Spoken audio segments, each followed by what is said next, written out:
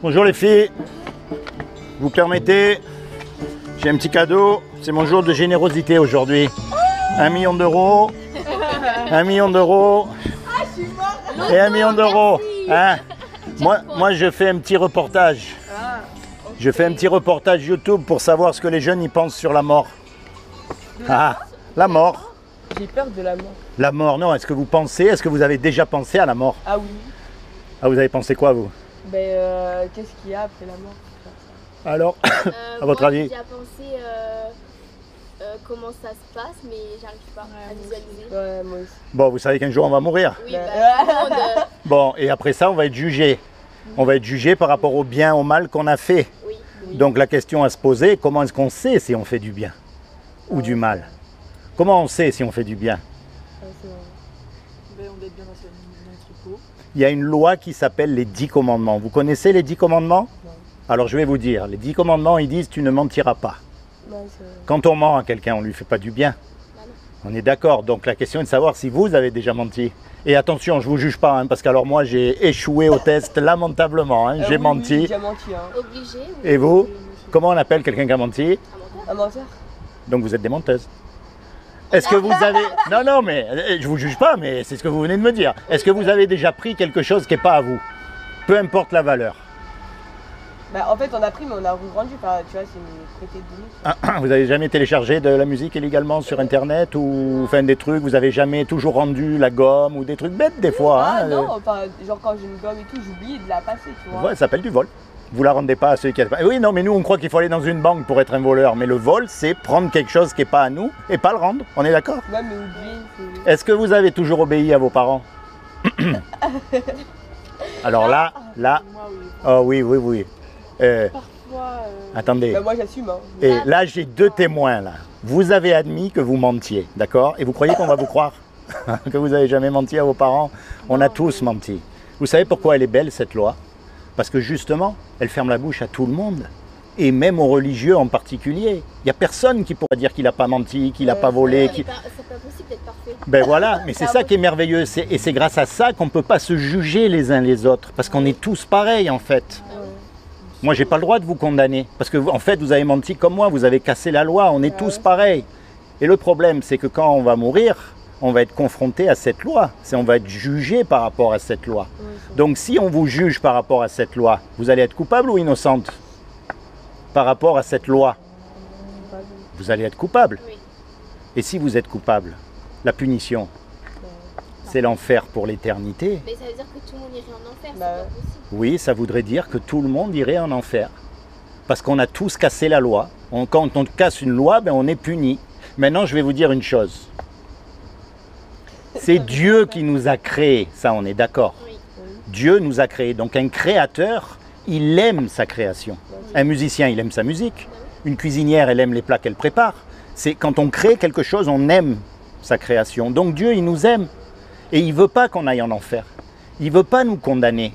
C'est un peu des fois les parents quand ils nous donnent la fessée, enfin plus maintenant vous êtes grande, mais en fait ça leur fait plus mal aux parents qu'aux enfants parce qu'on ne veut pas mais on est obligé presque. Vous voyez? Donc il ne veut pas.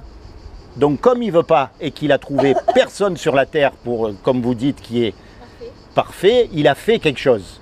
Pour que vous et moi, malgré qu'on soit coupables, on puisse éviter d'aller en enfer. Est-ce que vous savez ce qu'il a fait? Les dons et tout, hein. Alors ce qu'il a fait, comme il a trouvé personne, il est descendu lui-même sur terre. Et il a pris une forme humaine. Il s'est revêtu d'un corps. Il s'est habillé avec un corps qui est Jésus. Et il a dit, quiconque croit que Jésus est le Fils de Dieu et qu'il est ressuscité des morts, il aura la vie éternelle à mes côtés.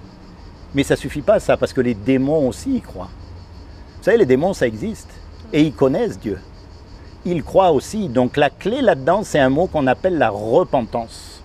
Et repentance, c'est pas de vous envoyer dans une église ou dans une secte ou dans un... C'est pas ça.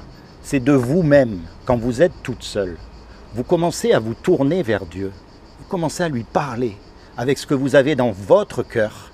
Vos peines, vos douleurs, vos colères même. Dites-lui, moi j'y crois pas, j'ai du mal à croire. Ou dites-lui, moi je suis bouddhiste, je suis musulmane, qu'est-ce qu'il faut que je fasse? Il faut commencer à parler à Dieu. Mais quand vous êtes tout seul, pas comme les hypocrites devant tout le monde.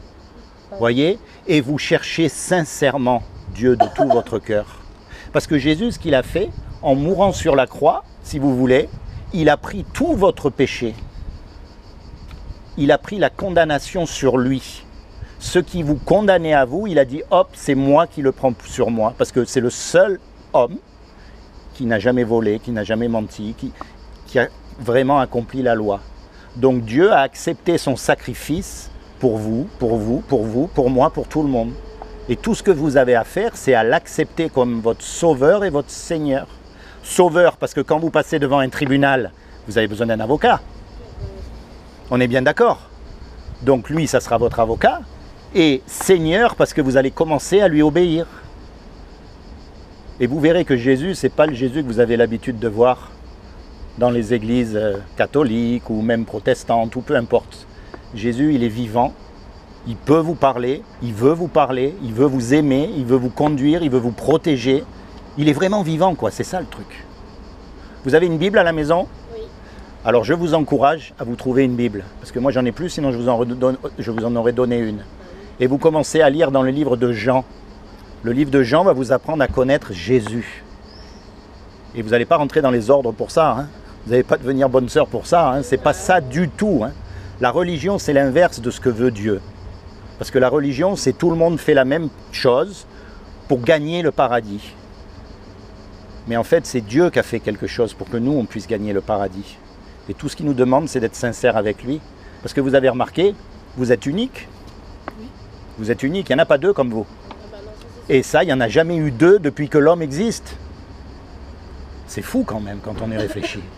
Et ça, ce que ça montre, c'est ce que Dieu cherche, c'est une relation personnelle avec vous. Alors bien sûr, on va aller dans la même direction. Mais vous, vous êtes passé par des endroits où moi je ne suis pas passé, où votre copine elle n'est pas passée.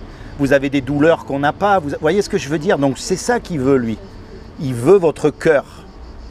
D'accord? Alors quand vous êtes tout seul, je vous encourage vraiment à vous rapprocher de Dieu. C'est comment votre prénom? Delphine. Et vous? Isabelle. Delphine, Isabelle, Ludmila. Ludmina. Seigneur Jésus, je te demande vraiment que tu te révèles dans le cœur de Delphine, de Ludmina et d'Isabelle comme leur sauveur et leur Seigneur, afin qu'elles rencontrent vraiment la paix que tu donnes à tous ces enfants et qu'elles soient sauvées, elles et toute leur famille. Soyez bénis, lisez votre Bible, vous allez être surpris. Vous savez, la Bible, c'est même pas un livre de foi, c'est un livre d'histoire. Vous savez ça? C'est historique la Bible en fait. C'est comme nous à l'école, on apprend Napoléon. Les Israéliens à l'école, ils apprennent Moïse, Abraham. C'est leur histoire à eux. Donc il n'y a même pas besoin d'avoir de la foi pour ça. Il suffit simplement de dire, bon ben c'est l'histoire d'Israël. C'est simple, hein?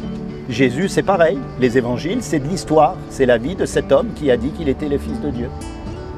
Soyez bénis toutes les trois et merci de m'avoir écouté. Et rapprochez-vous de Dieu parce qu'il n'y a rien de plus important dans la vie.